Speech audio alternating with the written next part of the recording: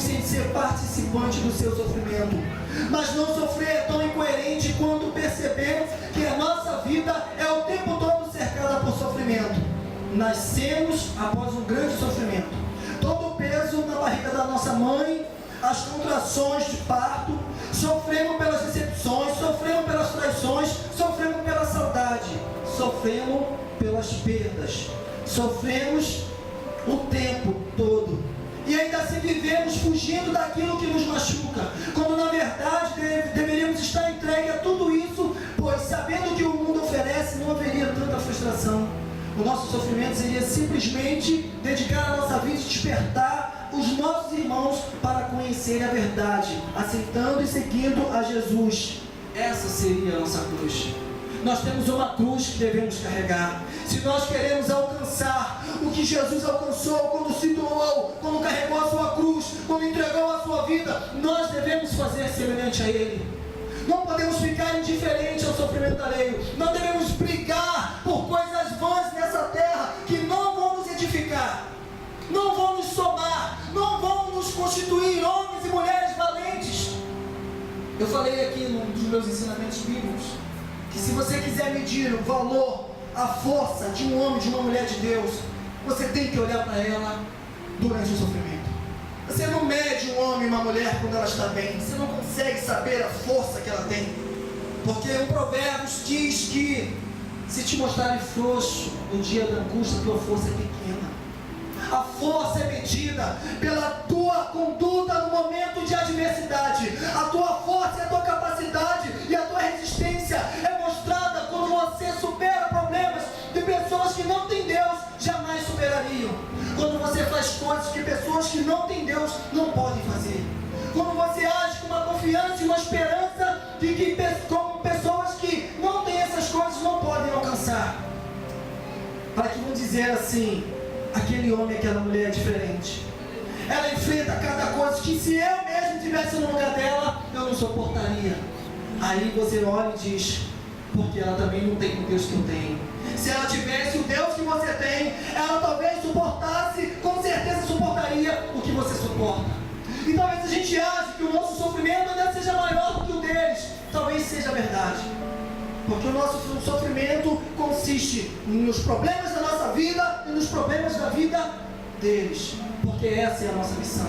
É assim que nós nos anulamos, é assim que nós nos doamos, é assim que nós morremos, dedicando a nossa vida a salvar os nossos irmãos que estão perdidos. Porque se nós estamos aqui, alguém sofreu. Se estamos aqui, alguém padeceu, alguém se esforçou. Eu passei aqui de tarde, às 3 horas da tarde, 2 horas da tarde. Fui ali comprar um frango no Ponte do Frango, um frango maravilhoso que tem ali da minha irmã. Aí passei, falei: deixa eu passar pela igreja. Não foi, amor? Passei aqui, não tinha ninguém na igreja. Aí eu vi uma luz, falei: deu uma visão. Era o Edmilson soltando aqui.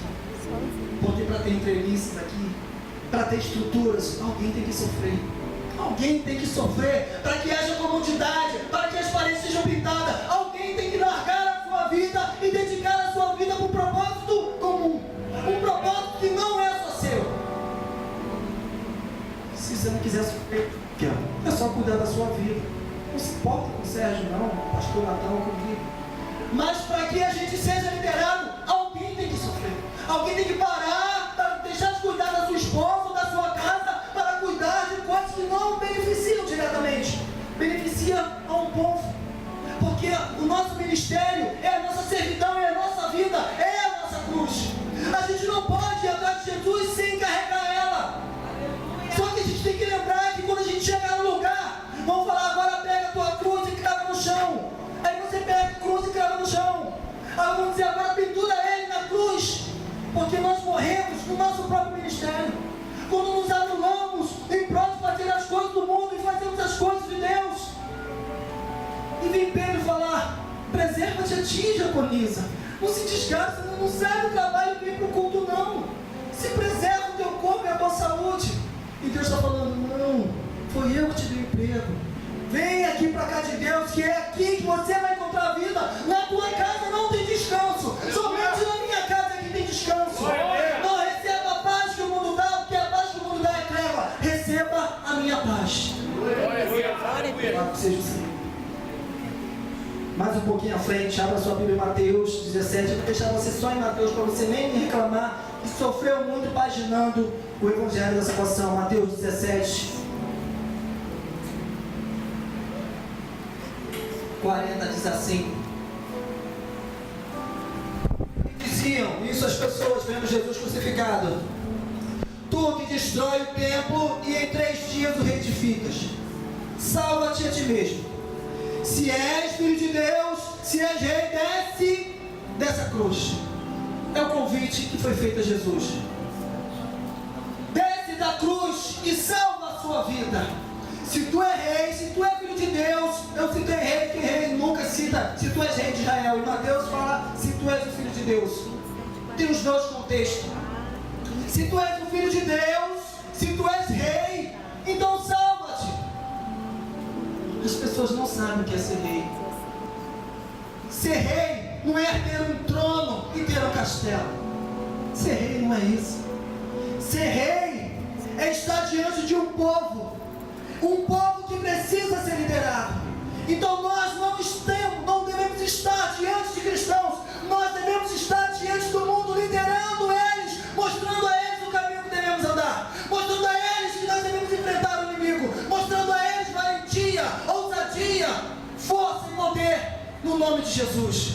Porque quando o povo era insultado, e aí Davi olha e fala: quem é que está insultando o povo? Ele passa na frente de todos aqueles valentes, daqueles homens soldados de guerra, e fala: eu vou quebrar esse filisteu, vou arrebentar com ele. Quem é ele para afligir-nos? Quem é ele para nos ameaçar? Esse incircunciso. E nós, que somos reis nessa terra, devemos guiar o nosso povo que está perdido. Devemos liderá-los, mesmo que isso nos cause a morte. Mesmo que muitos dos nossos desejos aqui na terra, das nossas vontades, das nossas vaidades, não possam ser exercidos, porque a dedicação do nosso tempo está sendo em direcioná-los à luz, à verdade, à salvação. Esse é o Evangelho que eu conheci. Essa é a verdade. Foi por isso que o meu Senhor morreu, para que eu pudesse viver e agora negar a mim mesmo e doar a minha vida em prol do Pai Altíssimo.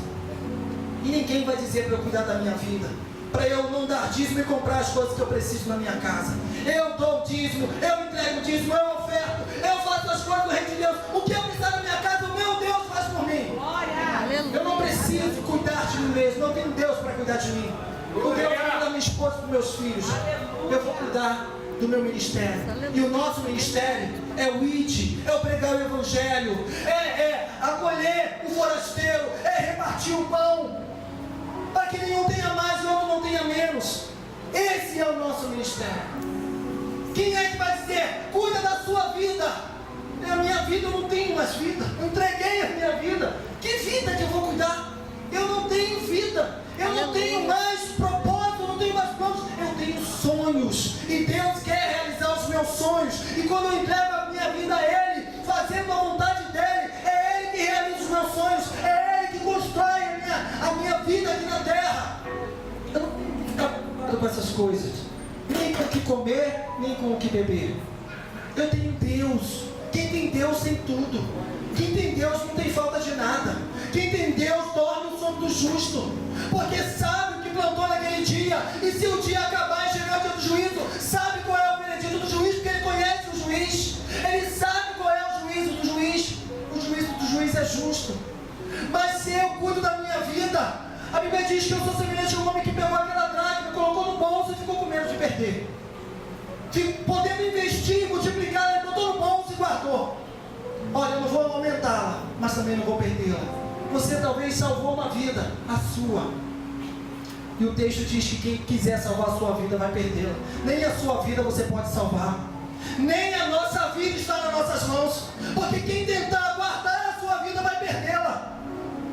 Então não é mais fácil entregá-la e agora viver se dedicando ao Evangelho, para que Deus possa não somente salvar a nossa vida, salvar todos aqueles a quem a gente anunciar que existe vida eterna, existe justiça. Como é que vem dizer para nós cuidarmos de nós mesmos? Por que estão me incitando a não sofrer? Por que eu tenho medo de sofrer? sofrer. O que mais pode me doer do que já me dói? Ou do que já me doeu? Quando eu olho para trás e vejo como eu gastei dinheiro com bebida, com mulheres, com vaidades, gastei.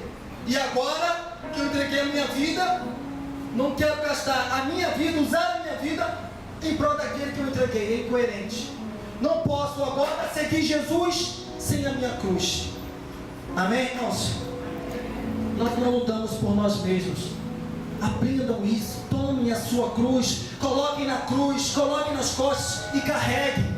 Eu sei que é doloroso, eu sei que as pessoas vão te desprestigiar, eu sei que elas vão querer te parar, eu sei que elas vão desprezar o seu ministério, elas vão dizer que você não tem estudo, que você não tem aparência, que você não tem força física. Eu sei que elas vão dizer isso de você, mas mostre para elas que você ressuscitou, que você nasceu de novo, que você